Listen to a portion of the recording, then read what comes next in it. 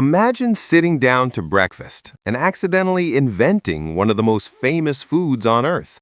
No big idea, no master plan, just a mistake that refused to disappear. And it only gets stranger from here. Picture this moment in history. It's the late 1800s in the United States. No cereal aisles, no cartoons on boxes. Breakfast was usually heavy: meat, bread, leftovers from dinner. Basically, if your stomach wasn't awake yet, breakfast didn't care. Now imagine a quiet health sanitarium in Michigan where people came to reset their bodies.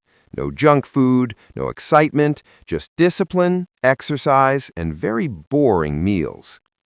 This sanitarium was run by two brothers, John Harvey Kellogg and Will Keith Kellogg. Their mission wasn't to create a tasty breakfast. It was to create food that was simple, clean, and easy to digest. John, the older brother, believed rich foods caused all kinds of health problems. Will, the younger one, helped run the kitchen and experiments. Think science lab, but with aprons. At first, their work was extremely normal. They cooked grains like wheat and corn, mashed them into dough, and tried to bake them into something edible. Nothing fancy, just food that wouldn't upset patients' stomachs. Honestly, it sounded more like punishment than innovation. But then came the mistake. One day, a batch of cooked grain dough was left sitting out for too long. It dried out, it hardened. In most kitchens, that's the end of the story, straight to the trash. But instead of giving up, they decided to experiment one last time. They ran the dried dough through rollers, expecting thin sheets. That's not what happened. The dough cracked, it shattered, it broke into tiny, thin flakes. And that's where it gets weird. Instead of panicking, they baked the flakes anyway. No fancy seasoning, no sugar, just baked grain flakes. When they served it to the sanitarium patients, something unexpected happened. People liked it. Not tolerated it, actually liked it. It was light, crunchy, easy to eat, and for the first time, breakfast didn't feel like work. Now pause for a second. This wasn't genius planning. This was curiosity after failure. Most inventions die the moment something goes wrong. This one existed because someone asked, "What happens if we try anyway?" And that triggered something nobody saw coming. The brothers realized this accident solved multiple problems at once.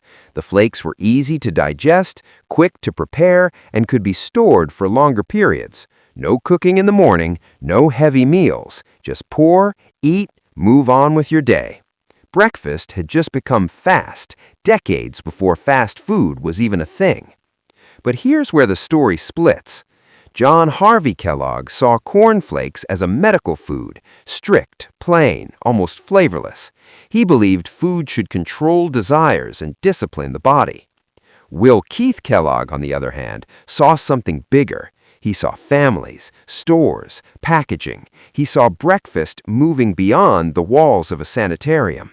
This disagreement changed everything. Will eventually broke away and focused on mass production. He refined the process, made the flakes more consistent, and yes, later added sugar to appeal to everyday people.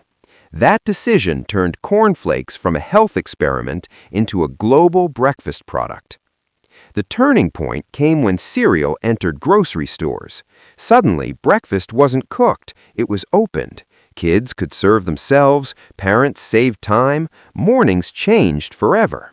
Entire industries followed: cereal brands, advertising, mascots, even breakfast nutrition debates, all from a dried-out batch of grain someone forgot about. This is the mini-climax moment. A kitchen mistake quietly reshaped daily life for millions of people without anyone realizing it. But the real impact came later. Today, cornflakes are eaten in countries that didn't even exist when they were invented. They influenced how food is packaged, branded, and marketed. They changed how children eat, how mornings run, and how convenience food became normal.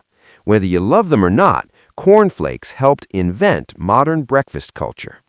And the lesson here is powerful.